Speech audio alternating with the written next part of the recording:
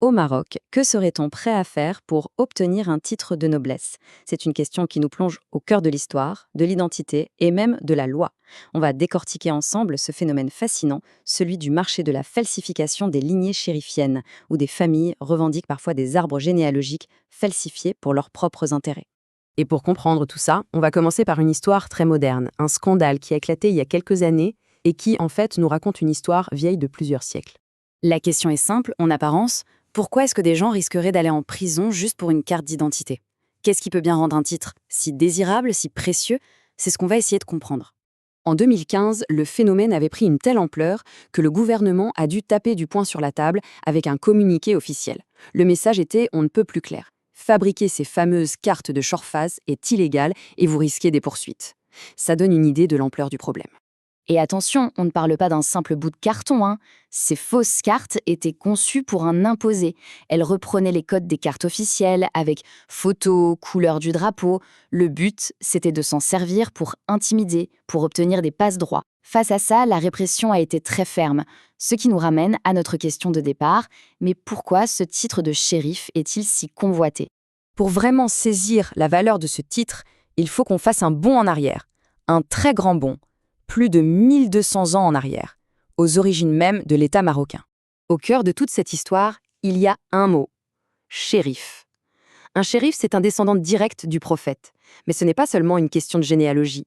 Ce titre est censé porter en lui une sorte de bénédiction divine, un charisme sacré qu'on appelle la baraka et qui se transmettrait par le sang. Cette chronologie, elle est fondamentale. La dynastie des Idrissides n'a pas seulement fondé un État, elle a gravé dans le marbre le principe de la légitimité par le sang du prophète. Et même après la fin de leur règne, leurs descendants se sont dispersés, créant une aristocratie durable, enracinée partout dans le pays.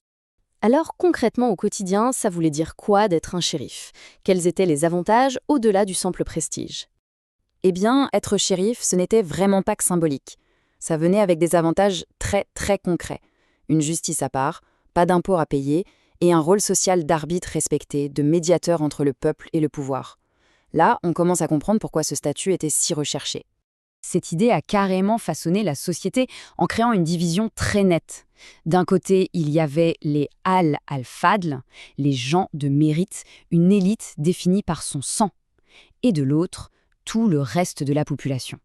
La distinction ne se faisait pas sur la richesse, mais bien sur la généalogie. Forcément, quand un titre offre autant de pouvoir, eh bien, il crée un marché.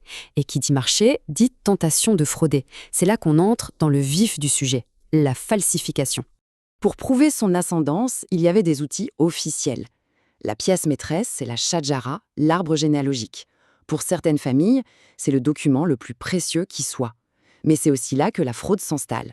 Des fortunes ont été dépensées pour en fabriquer de faux ou pour en acheter juste pour accéder à ces fameux privilèges.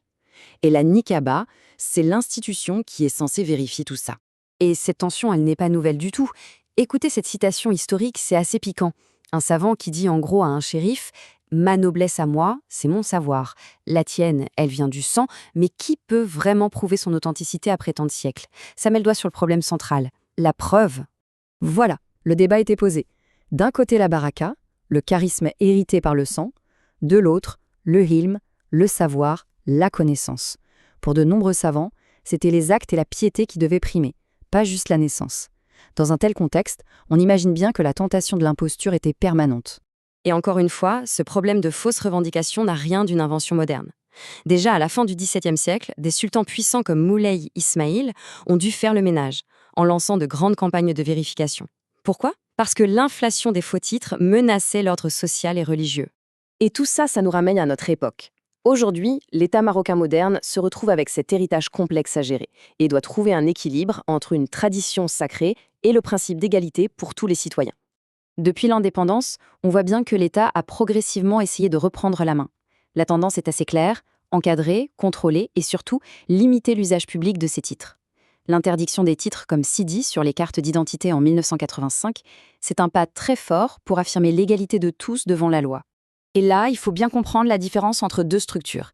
D'un côté, les rabitas, des associations privées qui ont parfois profité d'un certain flou pour agir comme des lobbies en délivrant des certificats de complaisance. Et de l'autre, la Niqaba, l'institution officielle que l'État a réactivée en 1979 pour dire « Stop, c'est nous et nous seuls qui sommes les arbitres de l'authenticité de ces lignées ». Alors au final, où en est-on aujourd'hui? Que reste-t-il de tout ça? Eh bien, cet héritage place le Maroc moderne face à une tension fondamentale. Ce qu'il faut vraiment retenir, c'est que l'héritage chérifien n'est pas juste une relique du passé. C'est un élément bien vivant, une clé de lecture essentielle du Maroc. C'est cet équilibre permanent entre la légitimité religieuse de la monarchie, qui repose sur cette lignée, et la promesse d'égalité d'un État moderne. On termine donc sur cette question qui reste totalement ouverte. Comment une société peut-elle concilier le respect d'une tradition sacrée, qui par nature crée une distinction, avec l'idéal moderne d'une citoyenneté égale pour tous? C'est peut-être là tout le défi du Maroc contemporain.